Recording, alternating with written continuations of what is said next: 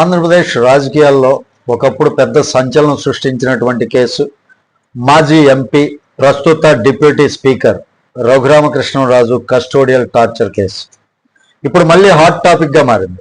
ఈ కేసులో అప్పట్లో సిఐడిగా డిఐజీగా పనిచేసినటువంటి 2005 బ్యాచ్ ఐపీఎస్ బీహార్ క్యాడర్ అధికారి సునీల్ నాయక్ అరెస్ట్ కావడం తాజాగా సంచలనం రేపింది. అప్పటి వైఎస్ జగన్మోహన్ రెడ్డి గారి ప్రభుత్వ హయాంలో రఘురామకృష్ణరాజు అరెస్ట్ అయ్యారు. ఆ అరెస్ట్ సమయంలో సిఐడి అధికారులు కీలకంగా వ్యవహరించారన్నటువంటి ఆరోపణలు కూడా వచ్చాయి. అరెస్ట్ తర్వాత కస్టడీలో టార్చర్ జరిగిందని ఆరోపణలు రావడంతో ఈ కేసు దేశవ్యాప్తంగా చర్చనీయాంశంగా మారింది. ఇలాంటి కస్టోడియల్ టార్చర్ ఆరోపణలు వస్తే అది కేవలం ఒక వ్యక్తి సమస్య కాదు, పోలీస్ వ్యవస్థపై ఉన్నటువంటి నమ్మకం మీద ప్రభావం చూపుతుంది. అందుకే ఈ కేసు రాజకీయంగా కూడా పెద్ద ఇష్యూగా మారింది. ఈ ఘటనలో అప్పటి CID chief Sunil Kumar, DIG Sunil Nayak, PSR Anjaneyulu, Vijay Paul, doctor Prabhavathi గారు, తులసిబాబు పేర్లు నిందితులుగా వినిపించాయి. మీరు చెప్పినట్లే అప్పట్లో సిఐడి అధికారులు ప్రభుత్వం తరపున పనిచేశారన్నటువంటి విమర్శలు కూడా వచ్చాయి. అక్కడ ఒక ముఖ్యమైనటువంటి విషయం ఏంటంటే, పోలీసు అధికారులపై కేసులు నమోదవడం అంటే అది లీగల్ గా చాలా సీరియస్ స్టేజ్కి చేరినట్లే. ఇది సాధారణ రాజకీయ ఆరోపణల కన్నా కూడా చాలా పెద్దదే అని చెప్పుకోవచ్చు. జగన్ ప్రభుత్వం ఓడిపోయినటువంటి తర్వాత ఈ కేసు మళ్ళీ యాక్టివ్ అయింది. విచారణ అధికారిగా ఎస్పీ ఏఆర్ దామోదర్ నియమితులయ్యారు. ఇప్పటికే పలువురిని విచారించారు. విజయ్ పాల్, తులసిబాబు అరెస్ట్ అయ్యి బెయిల్పై బయట ఉన్నారు.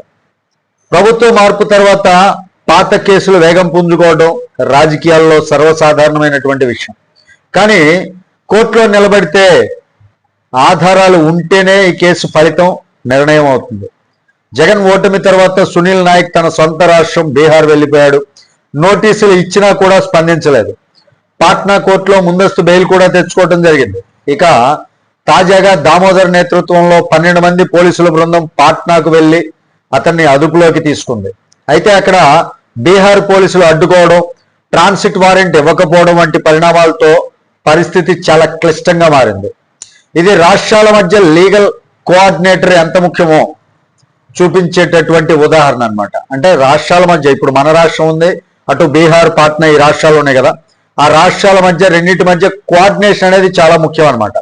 అది చూపించేటటువంటి ఉదాహరణ ఈ కేసు అనమాట. ఈ లీగల్ కోఆర్డినేషన్ అనేది చాలా ఇంపార్టెంట్. ఇక్కడ ట్రాన్సిట్ వారెంట్ లేకుండా నిందితుడిని తరలించడం చాలా కష్టం.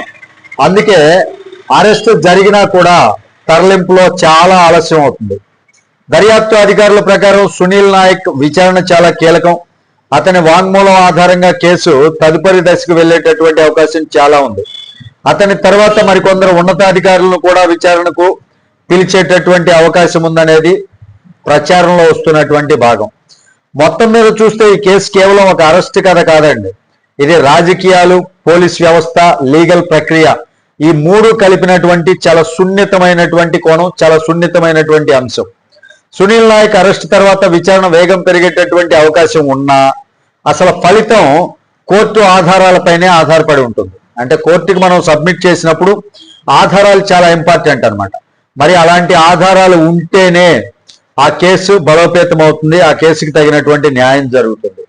ఇంకా ఈ కేసులో ఎలాంటి ట్విస్టులు వస్తాయి, సునీల్ నాయక్ విచారణలో కొత్త విషయాలు బయటపడతాయా, ఇంకా సరైనటువంటి న్యాయం జరుగుతుందా ఈ కేసులో రానున్న రోజుల్లో? దీనిపైన మీ విలువైనటువంటి అభిప్రాయాన్ని కామెంట్ రూపంలో తెలియజేయండి. వీడియో మీకు నచ్చితే ఖచ్చితంగా లైక్ చేయండి. మరిన్ని అప్డేట్స్ కోసం ఛానల్ని సబ్స్క్రైబ్ చేయండి. Thank you. జై హింద్.